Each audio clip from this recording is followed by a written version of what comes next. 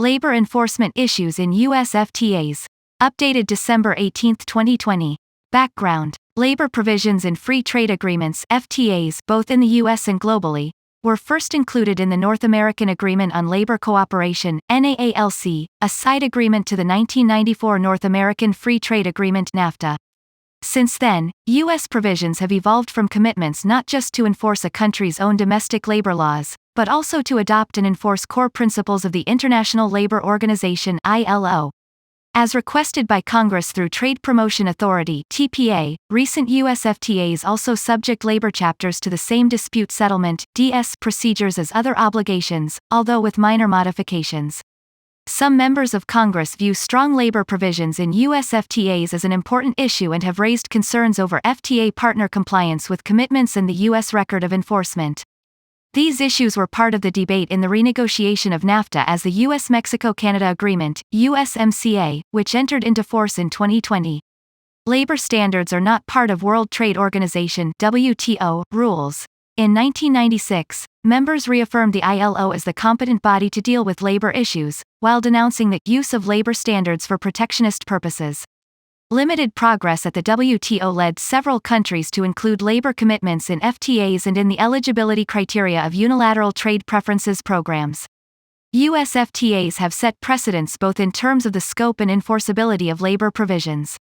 An ILO report found as of 2016, 77 out of 267 FTAs globally included labor provisions, compared to 21 in 2005. Unlike U.S. practice, the majority of agreements do not subject labor provisions to dispute settlement. Most provide a framework for dialogue, capacity building, and monitoring, rather than link violations to economic consequences, such as trade sanctions. In cases where dispute settlement is applicable, such mechanisms have been rarely invoked. Countries largely aim to solve disputes via cooperative consultations. Enforcement mechanisms in U.S. FTAs. The U.S. has brought complaints over FTA partners' compliance with labor commitments under 5 FTAs listed below. Among these agreements, provisions subject to DS procedures and remedies may differ. NAALC provisions were subject to dispute settlement procedures separate from those applicable to the main NAFTA. NAALC aimed to settle labor complaints primarily via dialogue and consultations.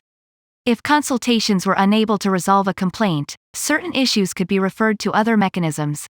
The full spectrum of dispute procedures, including an arbitral panel and limited monetary penalties, apply to limited set of obligations involving a persistent pattern of failure to enforce occupational safety and health, child labor or minimum wage technical labor standards, where the matter is trade-related and covered by mutually recognized labor laws.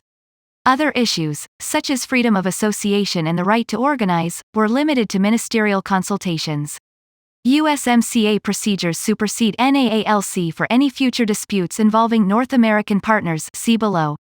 Dominican Republic Central America FTA CAFTA-DR, and U.S. Bahrain FTA labor chapters include one provision subject to enforcement.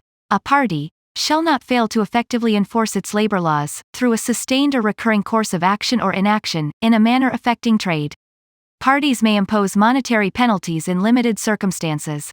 Creation of a labor cooperation mechanism, in addition to a capacity-building mechanism and Labor Affairs Council in the case of CAFTA-DR, were intended to oversee review and implementation of the labor obligations. CAFTA-DR was the first U.S. FTA to include measures in support of labor capacity building. U.S.-Peru, U.S.-Colombia FTA labor chapters reflect provisions required by the May 10 Agreement, a 2007 bipartisan deal between congressional leadership and the George W. Bush administration. The agreement called for 1. An additional enforceable commitment that FTA parties adopt and maintain core labor principles of the 1998 ILO Declaration, and 2. The same dispute settlement procedures and remedies, including recourse to trade sanctions, for FTA labor provisions, as applied to other obligations. A party alleging a violation of the provision on ILO commitments must demonstrate that failure to adopt or maintain ILO principles has been, in a manner affecting trade or investment. Colombia agreed in a separate bilateral labor action plan to meet certain commitments prior to FTA ratification. Many observers expect additional labor complaints under USMCA. It revised NAFTA to include a dedicated labor chapter and reflects negotiating objectives in the latest version of TPA, enacted in 2015. USMCA imposed additional substantive commitments that go beyond the Peru and Colombia FTAs and created a new enforcement mechanism for labor violations at facilities, see below. Summary of U.S. labor disputes. The Office of Trade and Labor Affairs, OTLA, within the U.S. Department of Labor's Bureau of International Labor Affairs, receives and reviews complaints, termed submissions, of alleged violations of FTA labor commitments. The DAL consults and coordinates with the U.S. Trade Representative, USTR, and State Department on labor enforcement. Per OTLA, a submission must raise issues relevant to the labor provisions in the NAALC or FTA and illustrate a country's failure to comply with its obligations. If the submission is accepted, OTLA does a review and issues a public report with its findings and recommendations to the FTA partner. OTLA may also recommend further actions, including that the U.S. request bilateral consultations. If these are unsuccessful, dispute settlement may be invoked in certain cases. Under NAALC, OTLA received more than 20 submissions. It accepted and issued reviews for 13. Table 1. Canada and Mexico also have processed complaints against the United States. Among U.S. FTAs with labor chapters, OTLA has issued 7 reviews involving 6 countries. The Guatemala dispute led to the first formal consultations requested by the United States, although submissions under other U.S. FTAs have resulted in ministerial or informal consultations. It is also the only case to have proceeded through dispute settlement. Table 1. U.S. labor submissions reviewed by OTLA. Notes: for Mexico, one DOL report covered 2 submissions. Guatemala labor dispute. In 2008, the AFL-CIO and 6 Guatemalan labor unions filed a complaint under CAFTA-DR, alleging that Guatemala failed to effectively enforce its labor laws with respect to freedom of association, rights to organize and bargain collectively, and acceptable conditions of work. The OTLA report in January 2009 raised several concerns and recommendations. USTR and DOL initiated consultations in 2010, amid concerns Guatemala had not undertaken effective steps to correct systemic failures in labor law enforcement, and then in 2011, requested establishment of an arbitral panel. Panel proceedings were suspended while the 2 sides negotiated an 18-point labor enforcement plan in April 2013. After Guatemala allegedly failed to implement the plan, the panel resumed in 2014 and issued its decision in June 2017. It found that, while Guatemala failed to enforce certain laws, the evidence did not prove it was sustained or recurring, and, in a manner affecting trade, and thus did not violate FTA provisions. Issues for Congress. Some members of Congress and labor groups have scrutinized enforcement of labor provisions as slow and cumbersome, and relying on the political will of governments. They call for more monitoring and oversight of labor practices of U.S. FTA partners. Other countries and labor groups also have expressed concerns regarding some U.S. practices and lack of adherence to labor commitments, such as Mexican concerns over U.S. protections for migrant workers. Other analysts argue that the debate and scrutiny over labor provisions in FTAs, coupled with robust consultative mechanisms, have led to greater cooperation and helped countries to improve standards. U.S. FTA partner compliance. The effectiveness of FTAs in raising labor standards, the extent to which countries comply, and the most effective approaches to improve compliance are widely debated. In a 2014 review, the GAO concluded that U.S. FTA partners had taken several steps to improve worker rights pursuant to FTA obligations. At the same time, concerns were raised over gaps in protections, attributed to lack of enforcement capacity and limited public awareness of petition processes.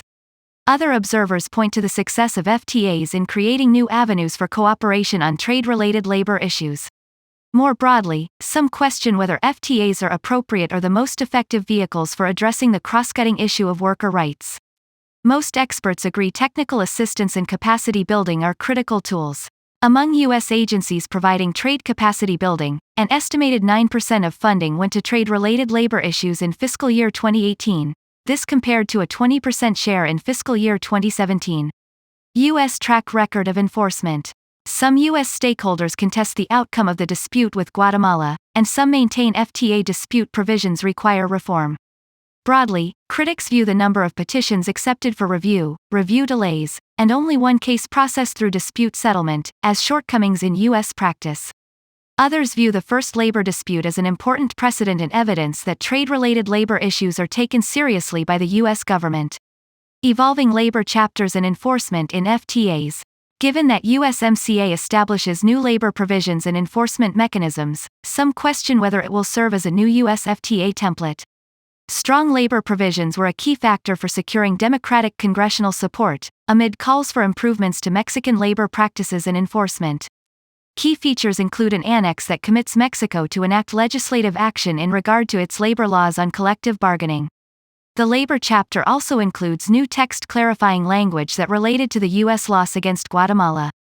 Notably, USMCA shifts the burden of proof by creating a rebuttable presumption that an alleged violation of labor commitments affects trade and investment, unless demonstrated otherwise. Changes to overall USMCA-DS provisions also aim to prevent panel blocking in dispute cases. Further, a new, rapid response mechanism provides for an independent panel to investigate alleged denial of certain labor rights at covered facilities, with the potential to block imports. Some observers expect these changes to spur new complaints, but questions remain on the mechanism's implementation. DOL has reportedly received a few petitions filed under the USMCA labor chapter. Further action has not occurred to date. For more information, see CRS in Focus IF 10046, Worker Rights Provisions in Free Trade Agreements FTAs, CRS in Focus IF 11308, USMCA, Labor Provisions, and CRS in Focus IF 10645, Dispute Settlement in the WTO and U.S. Trade Agreements. Kathleen D. Chimino Isaacs, Analyst in International Trade and Finance.